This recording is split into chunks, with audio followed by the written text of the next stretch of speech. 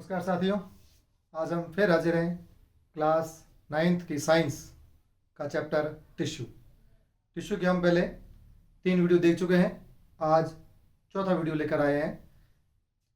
पहले वाली वीडियो में हम देख चुके हैं कि टिश्यू क्या होते हैं, टिश्यूज़ की क्या क्या फीचर्स होते हैं, टिश्यू के क्या क्या टाइप होते हैं। पिछली बार अपन ने एक इसका आउटलाइन देखी थी कि जो प्लांट टिश्यू और एनिमल टिश्यू हमने नहीं देखा था, प्लांट टिश्यू देख लिए थे। प्लांट टिश्यू के कौन कौन से क्या क्या इसके टाइप्स होते हैं ये अपन ने पहले देख लिए थे। तो पिछली बार हम देखा था कि जो प्लांट टिश्यू है मेनली मेरिस्टेमेटिक टिश्यू और परमानेंट टिश्यू दो टाइप के होते हैं। आज हम मेरिस्टेमेटिक टिश्यू देखेंगे, परमानेंट टिश्यू वो अगले वीडियो में देखेंगे। मेरिस्टेमेटिक जो टिश्यू होते हैं, मेरिस्टेमेटिक टिश्यू को ग्रोइंग टिश्यू भी कहते हैं, क्योंकि ये जो टिश्यू होते हैं ये बहुत एक्टिवली डिवाइड होती है, बहुत तेजी से डिवाइड होती है और बहुत इसी कारण जो प्लांट्स की जो ग्रोथ होती है मेनली इसी कारण होती है। इसमें अपन देखें कि मेरिस्टेमेटिक टिश्यूज जो होते हैं प्रेजेंट इन प्लांट्स में है ये and divide through out their life, पूरी लाइफ में ये डिवाइड होते ही रहते हैं। जबकि अपन ने देखा था परमानेंट टिश्यू के अंदर डिवीजन बंद हो जाता है। बिल्कुल क्लियर। दूसरी बात ये कह रहा है these are localized in certain regions. ये जो टिश्यू है, ये जो मेरिस्टेमेटिक टिश्यू है, ये प्लांट्स के अंदर सब जगह नहीं मिलेंगे, ये सर्टेन रीजन्स हैं वहीं पर ये पाए जाते हैं, इसलिए ये क्या है, लोकलाइज्ड है। क्लियर। तो ये थोड़ा ध्यान रखना है।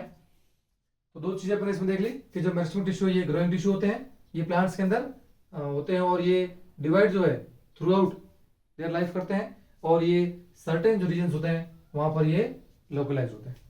ठीक है।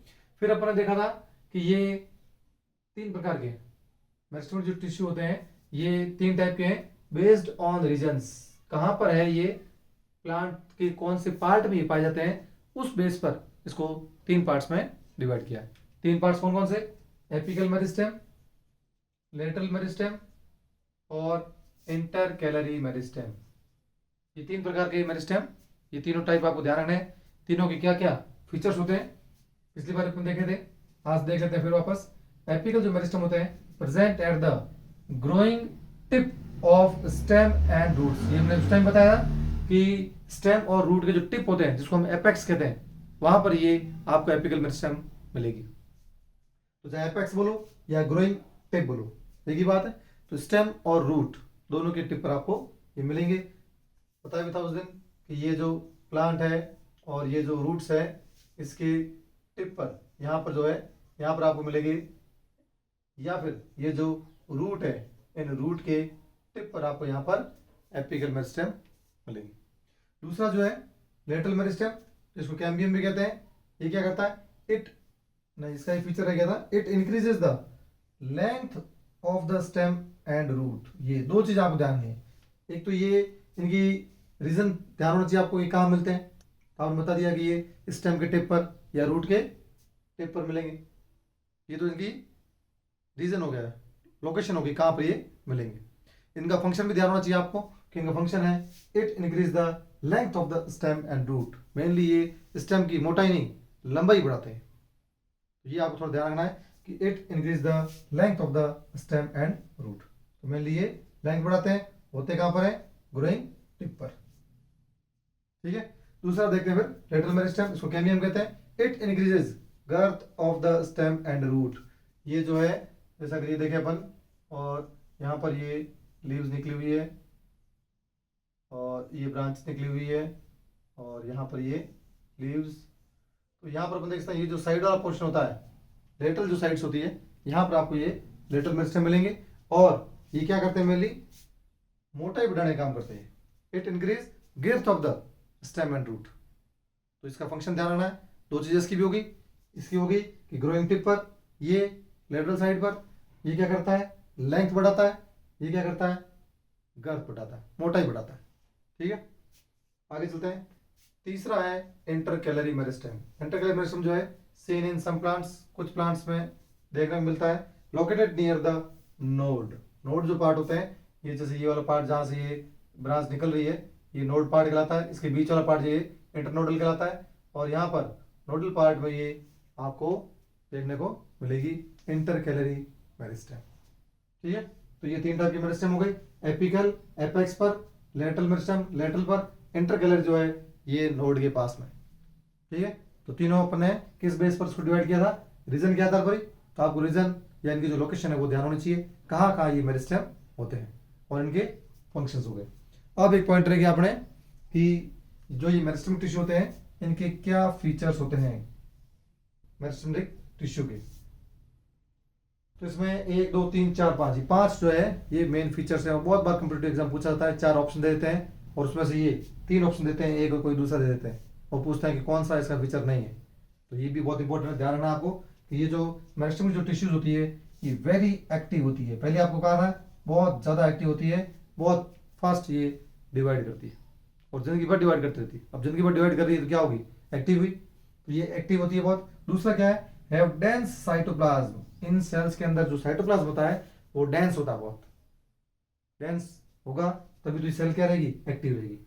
तीसरा ये कह रहा है थिन सेलुलोज वॉल। आपको पता है कि हम प्लांट्स पढ़ रहे हैं और प्लांट की जो सेल की स्ट्रक्चर आपने पढ़ी होगी, सेल के बाहर सेल वॉल होती है। जबकि एनिमल्स में अपन देखते हैं एनिमल की जो सेल होती है उसके बाहर की तरफ सेल मेम्ब्रेन होती है। तो प्लांट्स में सेल मेम्ब्रेन तो अंदर रह जाती है, बाहर सेल वॉल होती है। तो सेल वॉल यहाँ कैसी है, थिन है, पतली है। तो पतली होगी क्यों, क्योंकि उसको बार बार डिवाइड होना है। बार बार ये डिवाइड होगी तो थिन होगी तो इजीली डिवाइड हो पाएगी। अगर वॉल मोटी होगी तो डिवाइड होने में थोड़ी समस्या आएगी। ठीक है, चौथा point, have prominent nuclei. Nuclei जो इसके अंदर प्रोमिनेंट होता है क्योंकि न्यूक्लियस से क्या होता है, driver of the cell, controlling power of the cell. वही प्रोमिनेंट नहीं है तो सेल कैसे एक्टिव रहेगी, कैसे बार बार डिवाइड करेगी। तो प्रोमिनेंट न्यूक्लियस जो है इसके अंदर देखने को मिलता है। लैक वैक्यूल्स, ये भी इंपॉर्टेंट है बहुत, इनके अंदर वैक्यूल्स नहीं होते। जबकि आपने पढ़ा होगा कि प्लांट्स के अंदर जो सेल्स होती है उनके अंदर बड़े बड़े वैक्यूल होते हैं, जबकि एनिमल्स के अंदर बहुत छोटी वैक्यूल होती है। तो ये वैक्यूल जो है इसके अंदर सेल सेप होता है, जबकि स्टोरेज का काम करती है। मान लीजिए यहाँ पर स्टोर करने की जरूरत नहीं है क्योंकि सेल लगातार डिवाइड हो रही है। अगर सेल अपने स्टेज में रहे तो जरूर उसको अपने ग्रोथ बढ़ाने के लिए उसको कुछ स्टोर्ड फूड चाहिए। अब इसको स्टोरेज की जरूरत नहीं, क्यों, क्योंकि ये तो फटाफट डिवाइड होती है, इसलिए इनके अंदर वैक्यूल्स नहीं होते।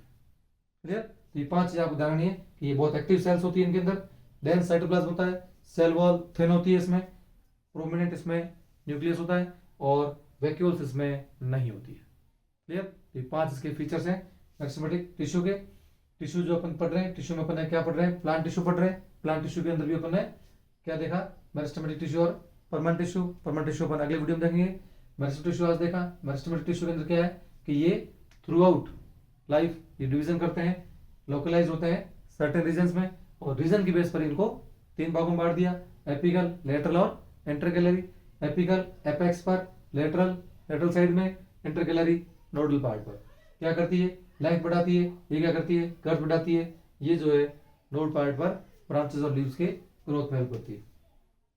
फिर इसके फीचर्स देखे अपन ने, very active, dense cytoplasm, thin wall, prominent nucleus, vacuole नहीं होता। क्लियर, तो ये जो है इसके आप नोट्स साथ साथ बनाते जाइए, साथ साथ इसके रिवीजन भी करते रहिए। चैप्टर कंप्लीट होते ही आपको ये चैप्टर भी याद हो जाएगा।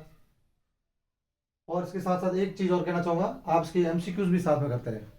एमसीक्यूज करने से क्या होता है, आपको पता चल जाता है कि मुझे समझ में आया कि नहीं आया, मुझे याद हुआ कि नहीं हुआ। क्लियर, तो अपन बाद में चैप्टर खत्म होने के बाद में कुछ एमसीक्यूज देखेंगे, कौन कौन से क्वेश्चंस जो है कॉम्पिटिटिव एग्जाम के एग्जाम हिसाब से या बोर्ड एग्जाम में क्वेश्चंस इसके आने की संभावना है।